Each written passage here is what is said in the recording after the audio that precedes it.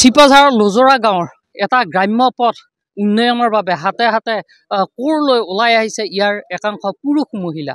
এই গাঁওখনৰ এটা প্ৰায় 2 কিলোমিটাৰ দৈৰ্ঘ্যৰ পথ, যিটো পথৰ বাবে বছৰ বছৰ ধৰি দুৰ্ভোগ ভুগি আছে ৰাইজে।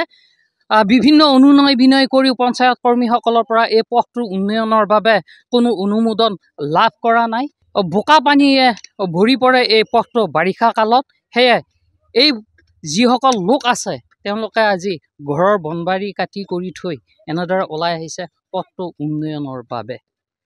তেওঁলোকৰ মতে পঞ্চায়ত কৰ্মীক বাৰে বাৰে তেওঁলোকে অনুৰোধ জনাই থাকে, কিন্তু আজিলৈকে কোনো মনোযোগ দিয়া নাই। কি হৈছে? এতিয়া আমাৰ বহু বছৰ ধৰি আমি ৰাস্তাটো পাম বুলি পেলাই হেৰি হৈ আছিল, কিন্তু হোৱা নাই কোনো বছৰ। আমি এই বোকাত ভুগি আছোঁ। বেমাৰ আজাৰৰ কাৰণে গাড়ী ঘোঁৰা নাহে, এম্বুলেঞ্চ এখন নাহে। এতিয়া আমি সকলো ৰাইজে এটা সিদ্ধান্ত কৰিলোঁ, তাৰমানে আমি নিজে কৰ্ম কৰি পেলাই অকণমান মানুহকেইটা যাহা পাৰা কৰি আমি প্ৰচেছটো কৰি লৈছোঁ। ইয়াৰ পাছত আমি ৰাইজক গোটেইখিনি ৰাইজে আপত্তি কৰিছোঁ যে চৰকাৰৰ ফালৰ পৰা যাতে আমাৰ ৰাস্তাটো এটা ভাল হয়, তাৰ কাৰণে আমি তেওঁক অনুৰোধ কৰিছোঁ। মানে গম পাইছোঁ আমি 40,000 টকা এটা অনুদান আগবঢ়াইছে, কিন্তু 40,000 টকাৰ চেং গ্ৰাভেল কি হ'ব? এতিয়া ৰাস্তাৰ অৱস্থাই নাই। গতিকে বিভাগীয় কৰ্তৃপক্ষক আমি অনুৰোধ জনাইছোঁ তেওঁলোকে যাতে আমাক ৰাস্তাটো অকণমান সুচল কৰি দিয়ে, যাতে আমি বেমাৰীটো বা আমাৰ চাইকেলখন বা খোজকাঢ়ি যোৱা পদ্ধতিখিনিৰ কাৰণে যাতে সুবিধা হয়। আমি বাৰিষা কালত এনেকুৱা হৈ যায় যে আমি চেণ্ডেলটো বাদে একদম পেণ্ট কচাই বা গামোচা পিন্ধি যাব লগা তেনেকুৱা এটা অৱস্থা হৈ যায়। স্কুলত যোৱা ল'ৰা ছোৱালীৰ কাৰণে ইমান দুৰৱস্থা হৈ যায় যে কান্ধত আমি লৈ আনি মেইন ৰাস্তাত দিব লগা হৈ যায়। 40,000 টকা যে দিয়া বুলি ক'লা, আপুনি কি আঁচনিৰ অধীনত দিছে নে কিবা আঁচনি এটা কৈছে?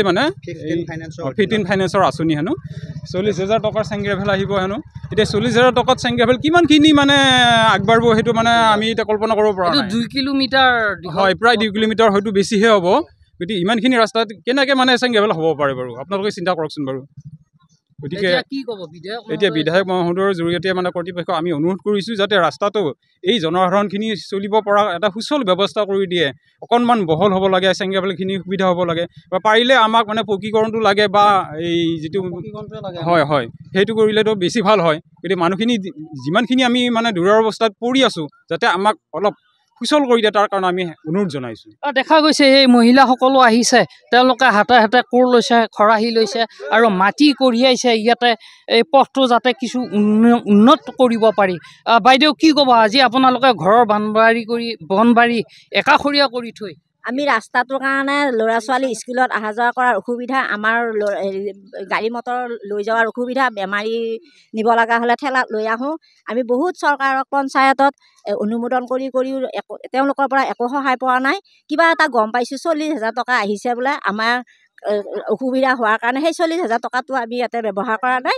সেইকাৰণে আমাৰ ল'ৰা ছোৱালী মাক দেউতাক সকলো ওলাই আহি ৰাস্তাটো লগাৰ কাৰণে আমি নিজকে কৰিবলৈ ওলাই আহিছোঁ আৰু বিধায়কক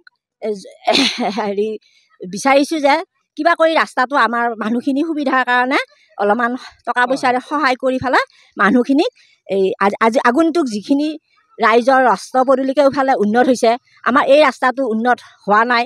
আমি বহুত অসুবিধাত পৰি আছোঁ। উন্নত হোৱাৰ কাৰণে আমি আজি ৰাস্তাটো নিজে নিজে কৰিবলৈ ওলাই আহিছোঁ।